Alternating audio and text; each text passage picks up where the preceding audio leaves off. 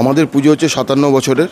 আমাদের ক্লাবের নাম অগ্রণী মধ্যবাহিনী সার্বজনীন দুর্গোৎসব কমিটি। আমাদের এবার ভাবনা ক্ষুদ্র শিল্পকে এগিয়ে নিয়ে যাওয়া। সেই জন্য আমাদের পুরো যে প্যান্ডেল মণ্ডপটা তৈরি হয়েছে, চাটাই, মাদুর, বাঁশ, প্যাকাটি, এর মধ্যে কোনো কাপড়ের কিছু নেই। থিম হচ্ছে স্বপ্নপূরণ। স্বপ্নপূরণ এই কারণেই, কিছুদিন আগেও যারা বলেছিল উৎসবে না, কিন্তু আমরা উৎসবের মধ্যেই আছি।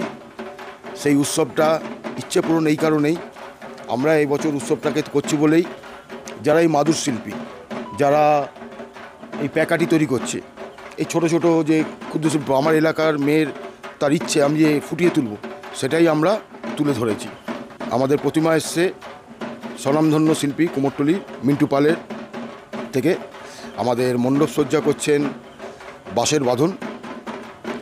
আমাদের পুরো যে আপনারা যে নকশাটা দেখবেন তৈরি হয়ে গেলে, এখানকারই মেয়ে শতাক্ষী কুণ্ডু চৌধুরী, 13 বছরের মেয়ে, সে পুরো এর নকশাটা তৈরি করেছে।